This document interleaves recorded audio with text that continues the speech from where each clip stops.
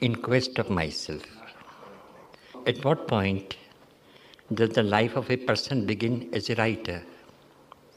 Nobokov somewhere says that the first story writer must be a shepherd who shouted, "Wolf, wolf!" And when the villagers ran, they found there was no wolf to be seen. Perhaps writing is the art of lying practiced in solitude. I have a suspicion also that once you start speaking about your stories or poems, they somehow feel betrayed, for they thrive in the dark undergrowth of your life, even hidden from their creator, and start wilting and withering the moment they are exposed to the public gaze. So here I will not speak about how I write or what I write, but of the circumstances which made me a kind of a writer I am today, and a kind of a self I have been able to evolve over the years, which has written these stories and novels.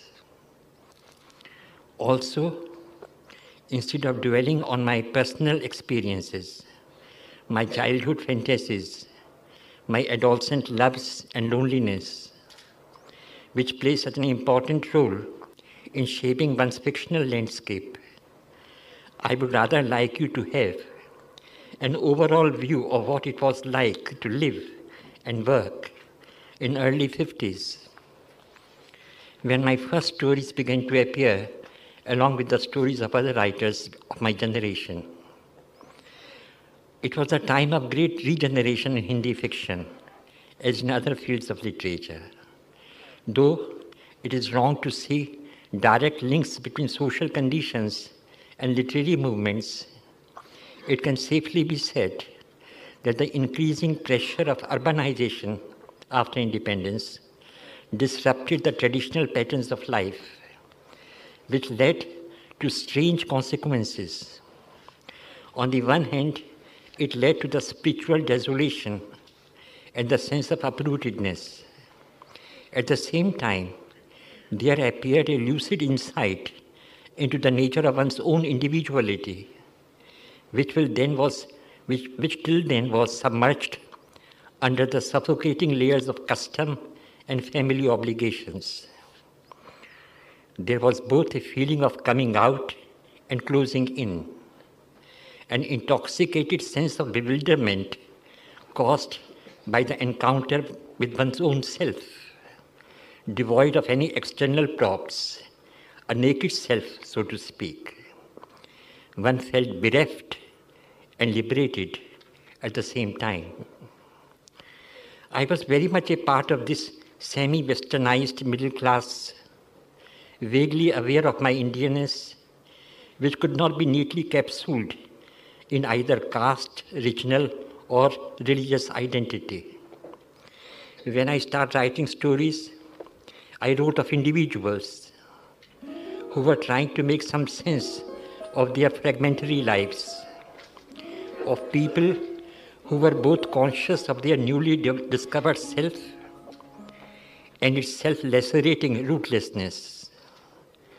It was a feeling which could not be categorized either in European terms of alienation, where individuals torn from their traditional ties and religious faith are thrown to their own resources, nor could it be reduced to a kind of a stability of social types that we see in the fiction of Premchand and his contemporaries. Most of us found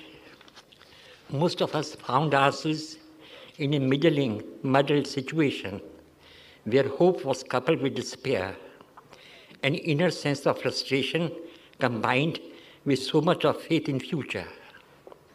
We were loosely and confusedly attached to beliefs which once gave sustenance to our forefathers, but which had lost much of their meaning for us, and yet not having the clarity of vision or personal courage to make sense of the newly found self which we had discovered in ourselves. What is now dubbed as the Nai Kahani movement reflected much of the anguish of this predicament. I sometimes wonder whether it was not this sense of inner insecurity which led many of us to be drawn to the more radical collectivities like that of Marxism. For it was approximately at this time, during the days of my enforced unemployment, that I joined the Communist Party. Working in the refugee settlements of my neighborhood in Karulbagh, I soon realized that my intellectual Marxism did not go much further from the poetic lyricism of Neruda and Mayakovsky and Aragon, a feeling which was all the more confirmed during my short stint of imprisonment in Tihar jail, when I realized what a vast gap exists between me and the other working class inmates with whom I shared the same prison cells.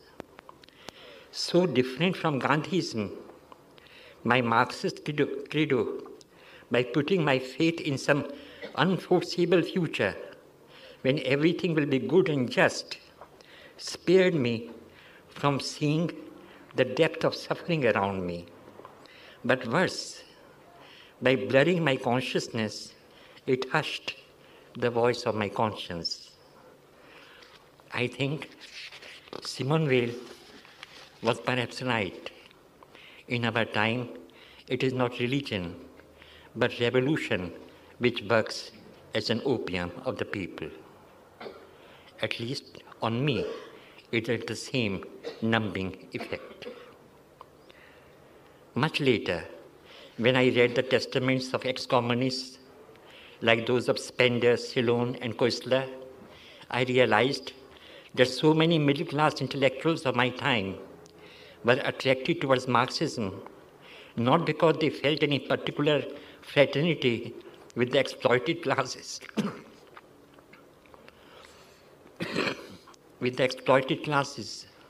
the wretched of the earth, but because it liberated them from their existential anguish, shadowed by a sense of guilt, loss, and loneliness. Years later, when I went to Czechoslovakia to study Czech language, to translate some of the Czech writers in Hindi, I found to my amazement that how a liberationist ideology can be so inhuman and repressive when it comes to power, a paradoxical phenomena of the 20th century with which we have not been able to come to terms even now. I cannot say that I was a different man when I returned to India in the early 70s after spending more than a decade in Europe. But as a writer, I began to look at my Indian self with different eyes. Earlier I spoke of the emergence of individual self, which marked an important turning point in modern Hindi fiction. If through this self, Indian writers found their unique voice, it is because in a traditional society like India, literature becomes more often than not an appendage to the disciplines and social-religious ideologies without having an autonomous identity of their own. This could not have been achieved without undergoing through a tortuous process of secularization in the widest sense of the word. But secularism in art or in life is not an unmixed blessing, a fact of which I became increasingly aware during my long sojourn abroad. Exiled from the religious habitat which once nourished us by its myths and symbols, we were thrown into the arid openness of a secular desert. If the modern West made me conscious of my own self as a source of personal liberation, it also bereft me of the civilizational self which once made me conscious of my Indian selfhood. So what was my real self? One that I had won for myself, or the one from which I have been so ruthlessly estranged, which once connected me with my ancestral past, my Hindu self. Does that make me a Hindu writer? When sometimes people ask me this question, I can detect a note of derision, if not outright contempt, in their voice, which often astonishes me. For when it comes to the impact of Christian symbolism on the poetry of T.S. Eliot, or Jewish background of Saul Bellow, they suddenly stop being frivolous and start speaking with solemn academic reverence. Anyway, brooding over these questions of my identity as a writer led me to resort to a different genre of expression, which was different from fiction. During the last few years, along with writing my short stories and novels, I have been writing journals and essays. There are critics, not necessarily hostile, who feel a bit uncomfortable by this deviation on my part. Apart from the fact they see some contradiction between my imaginative pursuits on the one hand and my polemic passions on the other. Someone, I hope jokingly, put it as a contradiction between me as an Indophile critic and a Europophile writer. Maybe these critics are right. I can only say that my unfashionably obsessive love for this land called India, my deep reverence for the multi-layered Catholicity of Hinduism, with all the pain of what we have made of it, and the pride that it still survives in a world teeming with militant, monolithic ideologies. My youthful love affair with Europe and its literature, which illicitly goes on even now.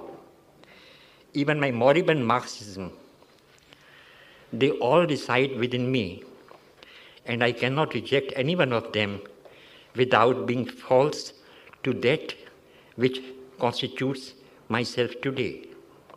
It is true that I do not belong completely to any one of them, but I also know that without any one of them, how incomplete I would feel.